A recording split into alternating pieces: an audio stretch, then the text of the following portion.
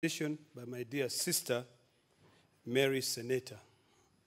You know, in the whole of this country, there's only one person called Senator. Mr. Speaker, sir, this issue of local content is something which is very, very important. And this is something which we cannot wish away like that. The Turkanas are complaining, the Maasais are complaining. In fact, at some point, I tend to feel like as if we Maasai are completely under siege. Because of lack of education, we've sold off all our land.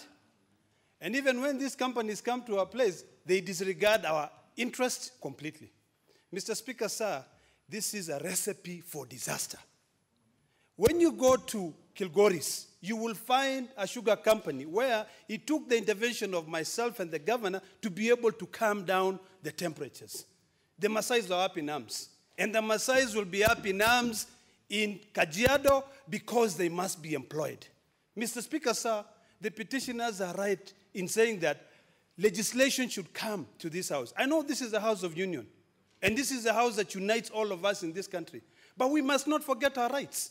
The Maasais are people who are pushed away. Our water is used. We are not compensated for that water. Mr. Speaker, sir, our environment is contaminated. Asking for CSR, asking for things to be done, and we are not considered. If we cannot be able to come here and defend the Maasais, that we've got to think about local content. The Maasais of Kajiado have got to be given those jobs. How do you explain, Mr. Speaker, sir, when you are born in an area, there's a big factory here, there's a big flower farm here, and you cannot even be given a job?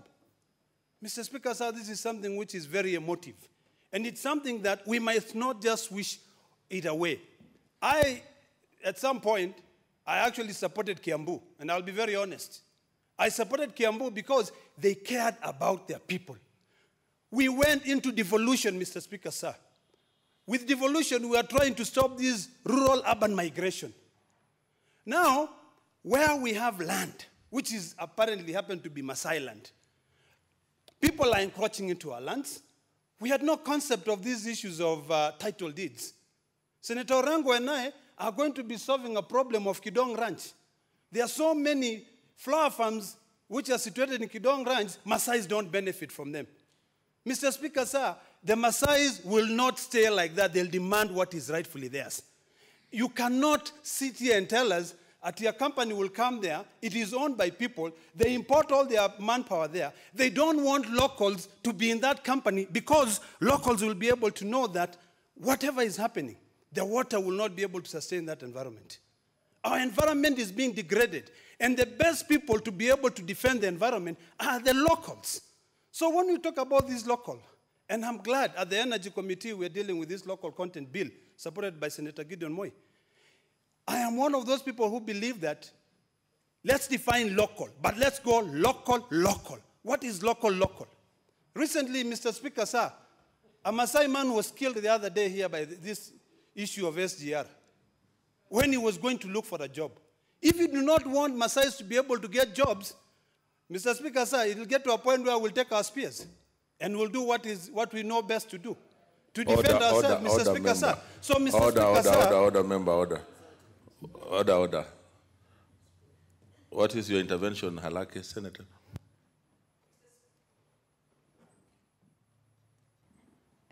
Mr. Speaker, my brother is, we're supporting this very much, and because we have put our name to the support of this bill, it doesn't mean that we're going to call for, is it in order for my brother to call for an uprising using our spears? I know in my community, same thing, and I agree with him that the most cosmopolitan counties are the ones perhaps the less educated and are most welcoming ones, but I think it's not in order for this house to be saying that people should take the law into their own hands when we are lawmakers ourselves.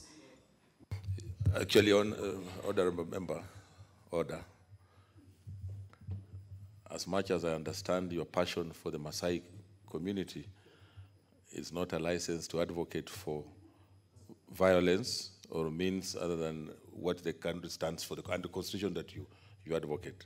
So you're out of order to say people should use arms, rudimentary weapons. Mr. Speaker, sir, there is no point, and the Hansard will bear me witness, that I said the Maasai should pick up spears and go fight. I said we'll pick up spears and do what we know best. We will become Morangs. We'll be able to become Morangs. We'll not take on any other jobs, Mr. Speaker, sir. Order, member.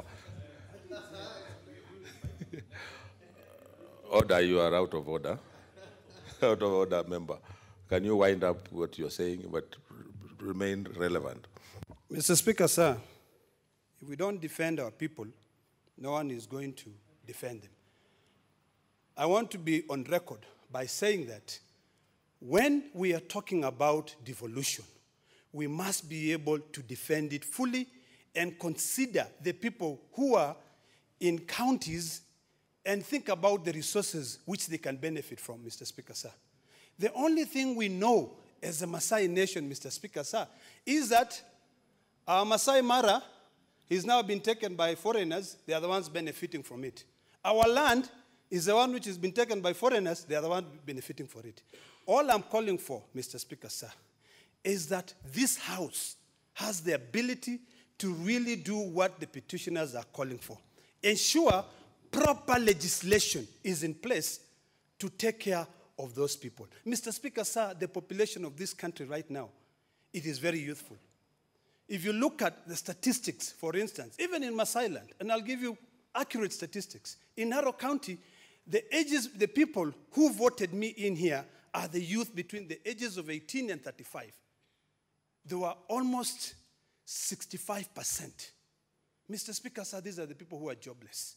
So when I say they are the only ones we have to defend and come up with proper legislation, I'm not calling up for arms. I am saying you will force these people to go back to their traditional way of life and just roam around, walk around.